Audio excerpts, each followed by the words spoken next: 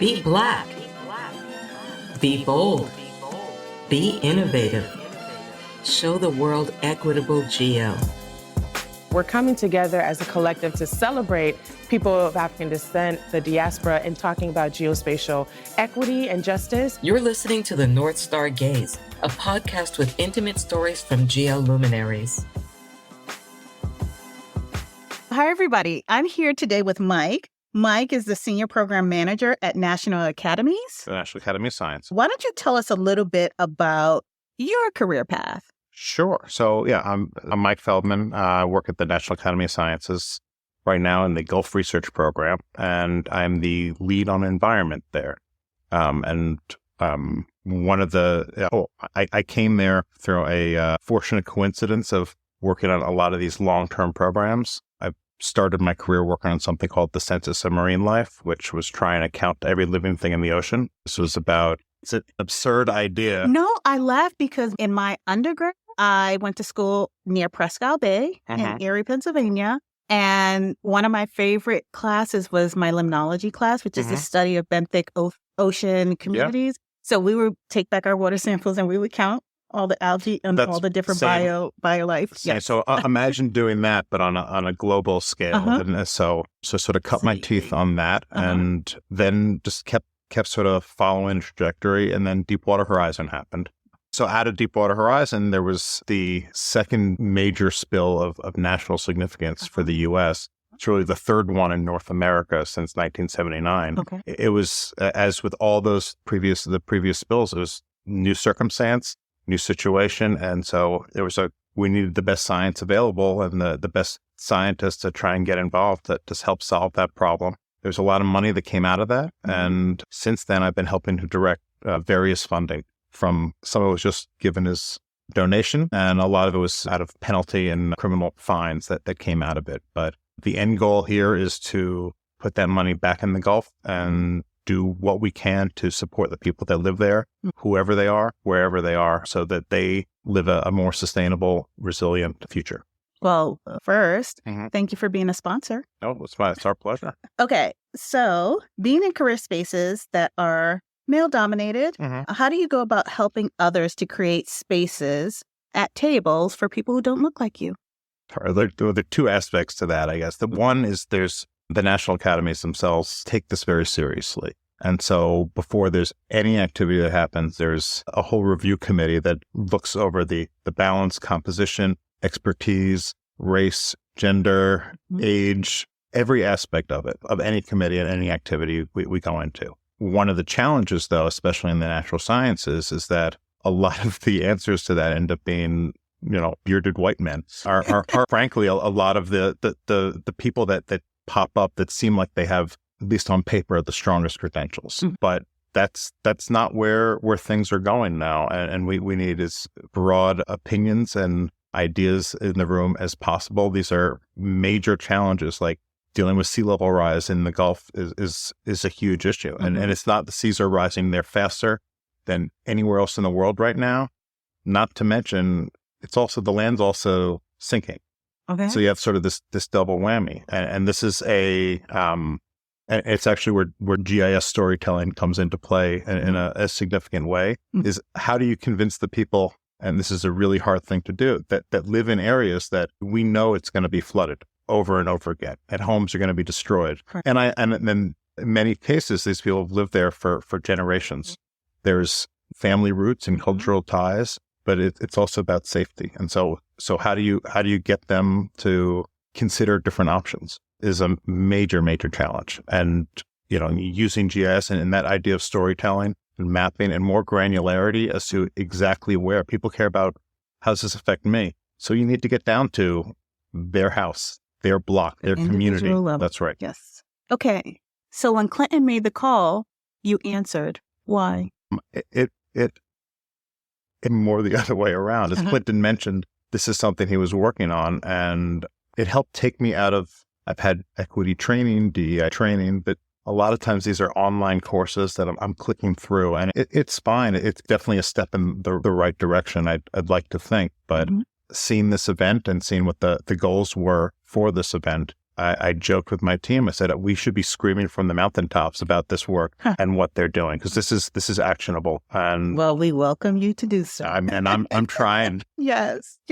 Okay, so earlier we talked about moving from talking to action and accountability. How do you hold yourself accountable doing this work, this diversity, equity, and inclusion work? How do you hold yourself accountable? Well, it's right now, I'll say three things, I guess. One would be to continue to challenge convention, which is just, if there's a scruffy beard white man. No, but I love puzzles. This seems like a incredibly complex puzzle, and I have no aspirations to solve this. But if someone tells me, no, this is the way we do it because we've always done it that way, there's nothing that makes me want to go in the opposite direction more than that. So I think that's part of it.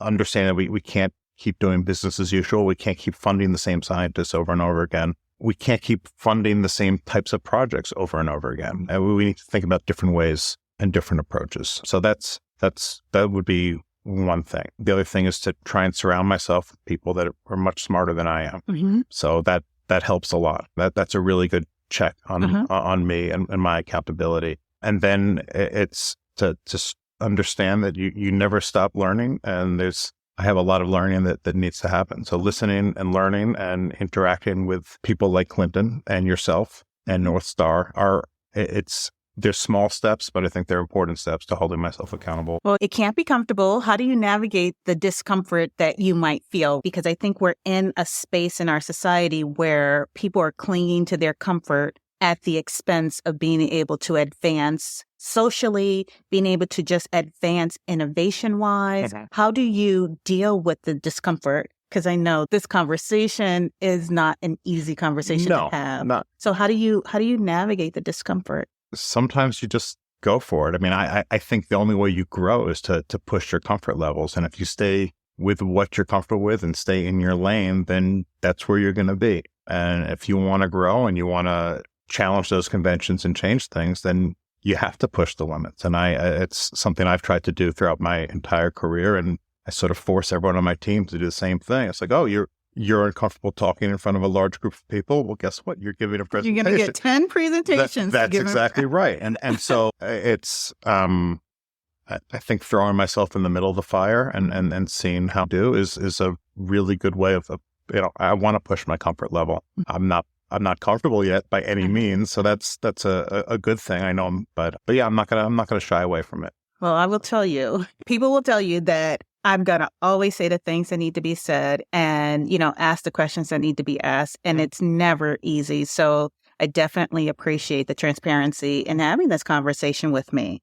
Okay, so as a Black woman career professional, I have always heard that in terms of finding mentorship and coaching, that I should seek out old white men in my organization. So shifting the conversation to mentorship and coaching, have you mentored young Black people or people who are just not like you in your career? I have. I'd like to see the people who say that old white men are the best mentors too. That's a new one for me. And hopefully I'm not in fully the old white man category and yet. I'm no longer a young Black woman. So just set that aside. But no, I think I came to the value of mentorship later in life. And, everyone makes mistakes, and I expect everyone who works with me to make mistakes as well. But it's about learning from those mistakes and not repeating them over and over again. It was a mistake that I didn't have a mentor personally at an earlier age. And so any opportunity that I have to try and mentor whoever it is, if they're willing to listen to what I have to say, if they find it helpful, then I'm happy to make the time. Okay, so let's talk a little bit about cultural competency. I think when we spoke before, you mentioned that this was a term that you were not familiar with. And so in terms of mentorship and mentoring young people in particular, when I think of cultural competency, I think of the lens through which our mentees might interact and navigate the world. And when I think of effective mentors in that context, I think of someone who can speak the language without dumbing down or offending. And I'll give you a few examples. So sometimes I was an instructor once where I was the expert in the room. And I might have been fixing a computer or something, and people would walk in and I'm greeting my students as I should.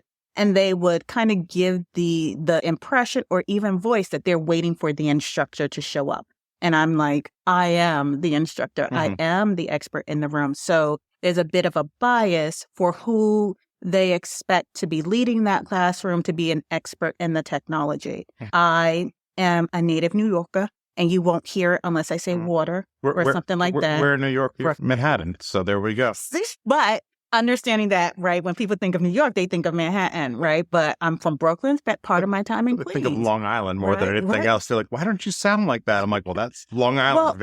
And that's the thing. People will tell me, you don't have an accent. Yeah. You're very articulate. And I'm like, Black people are articulate, right? And so when we talk in terms of cultural competency, those biases are the things that we want to set aside when we're working with our young people, because sometimes from the under-resourced environments that we come from, the systems and barriers that were put in place, we're sometimes additionally challenged to just show up. So someone might be coming to your mentorship program and have taken 3 buses or may have ridden their bicycle. And so for someone to say, well, you're disheveled, how dare you show up, right? That's demoralizing. But that also means that you don't have the cultural sensitivity to understand where those young people are coming from. And so I just wanted to share that with you because you were transparent with me.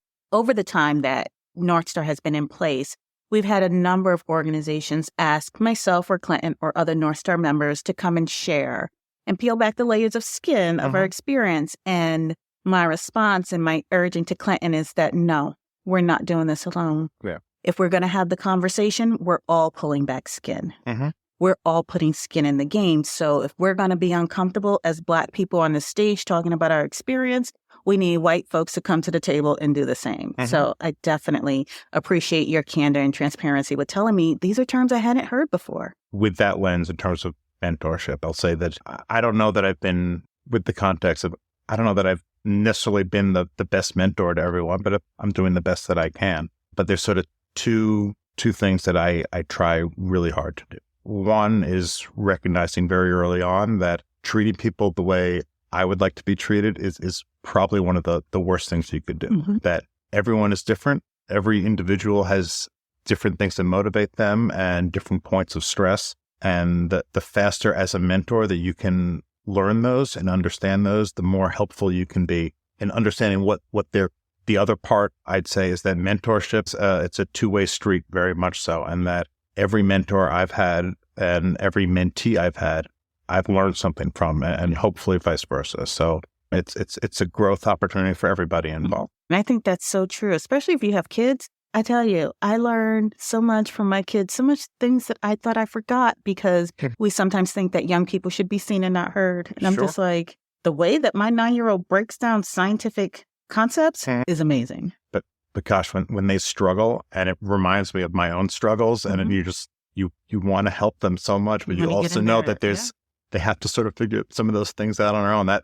The sitting back and not getting involved, not taking action is maybe the hardest part of parenting. Thanks. So, all right. So to wrap things up, typically when I get to these last 2 questions, I tell people that these are the hardest questions that you'll have to answer. But these will probably be the easiest questions you have to answer. So the theme of this year's first live and in-person homecoming is resilience and resistance. Which of those resonates the most with you? I'm going to say resilience in trying to solve problems, especially incredibly complex, long-term historical problems. Like, there are no quick solutions. If there were, someone would have figured it out by now. So a lot of times it's being resilient enough to endure, to live through it. It's like knowing that the things will improve and will get better. And so, especially with the work that I do down on the Gulf Coast, where no region in the country has been repeatedly affected over and over again by not just the oil spill, which was, what created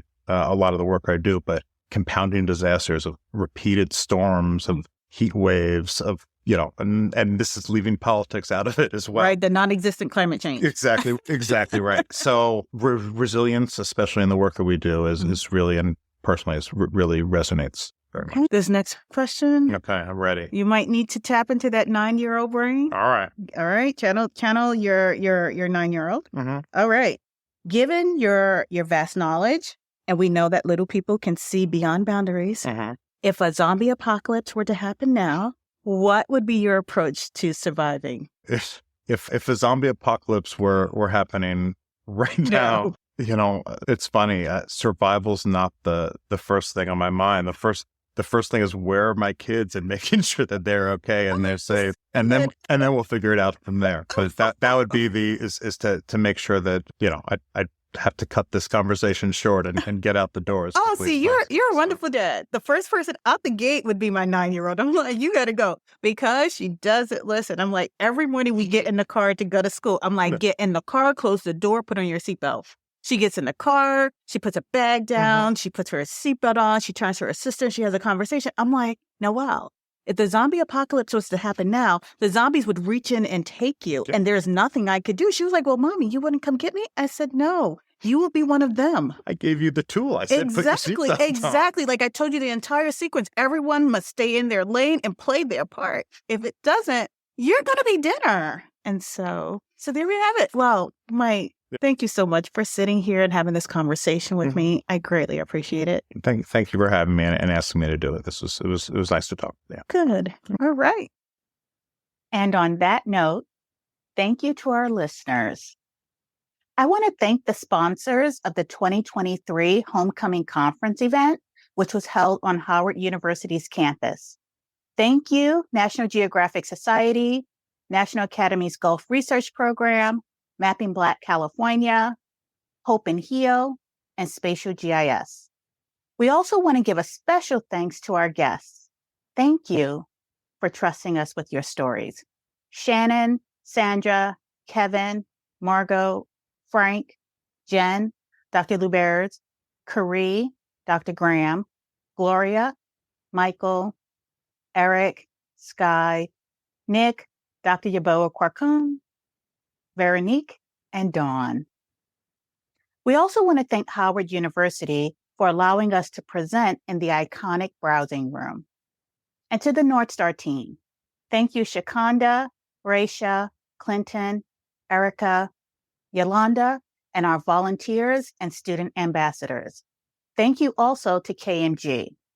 Audio is produced by Cherry Blossom Production, and I'm Aisha, your host and the executive producer of the inaugural season of the North Star Gaze podcast, which is based on the 2023 Homecoming Conference event.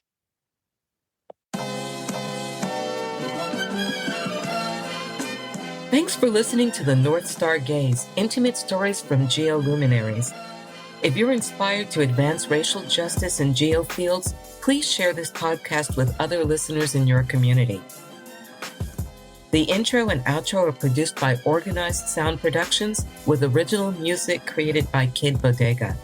The North Star Gaze is produced in large part by donations and sponsorship.